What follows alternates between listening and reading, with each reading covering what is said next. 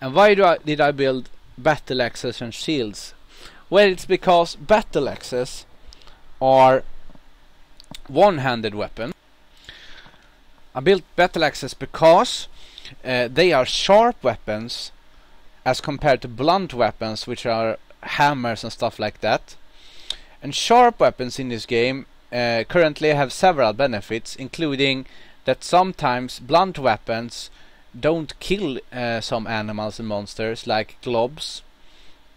And apparently groundhogs, for example, are some animal that can withstand a considerable amount of attacks from a hammer dwarf as compared to a battle axe wielding dwarf.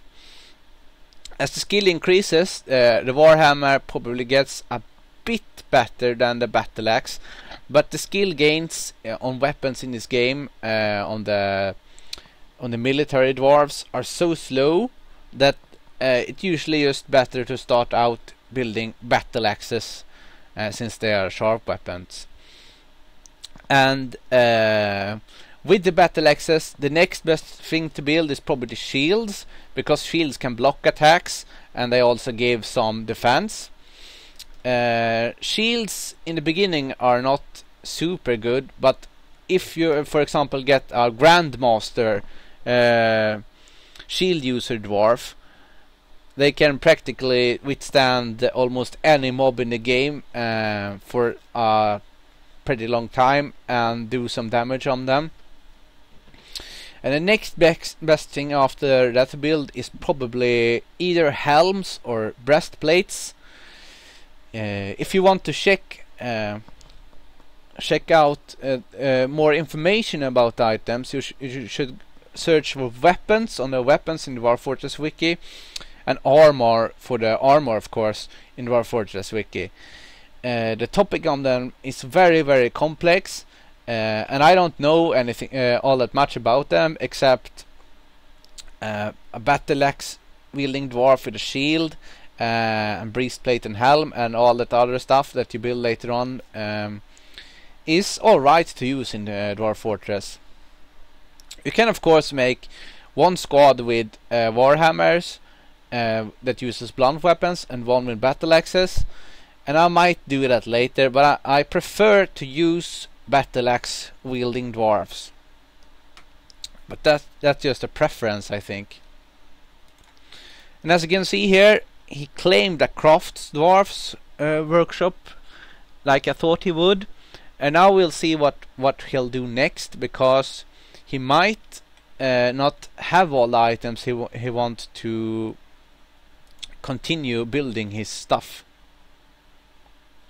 and it seems he doesn't.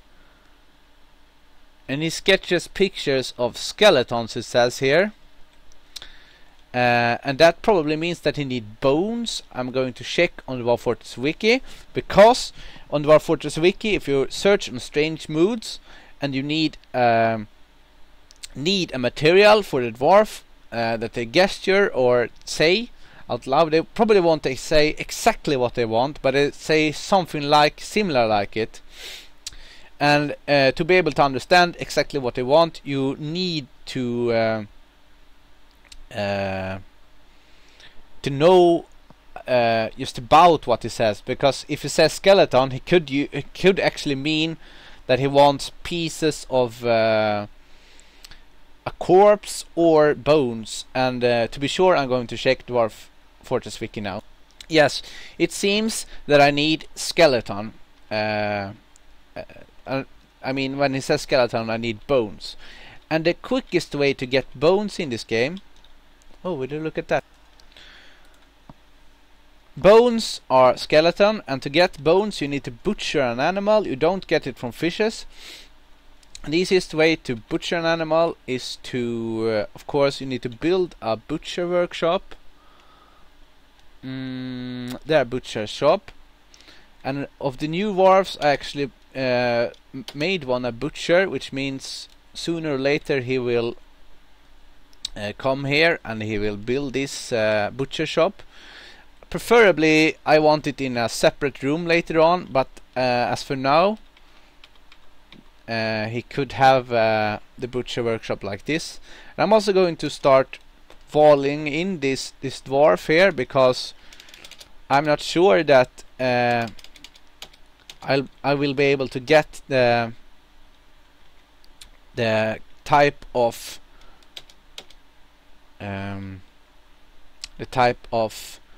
bone that he wants. Sometimes they want specific bones, and for now I'm probably going to leave one here, which means that he can go out and get the bone later on if he would prefer to. I think I'm going to actually leave one on the side, so I don't run into the same problem as I mentioned before, the dwarves walling themselves in. And as you can see now, I need 2 distance between all of the workshops here, so that they can wall him in properly. And next I need to assign animals to be butchered, and I do that in the status and into the animals here. As you can see, press enter, and here on the list I can see all the animals that can be butchered. And I think I need to butcher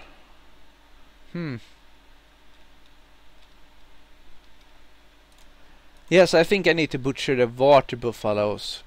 And to do that I just hover over it like this and press B.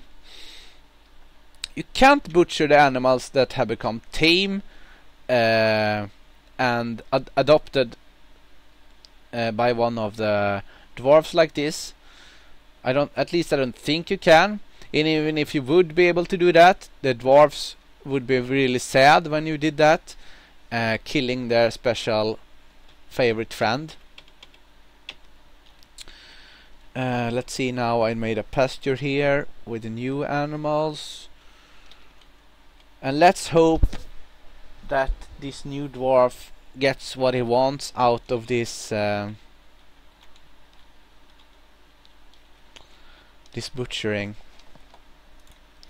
And as you can see here, the water buffalo has been slaughtered, and all of these dwarves here are going to collect the meat and the stuff here that they want from it. And as you can see here, the dwarf with the mood, the dwarf with moods has a white exclamation mark on them, I think.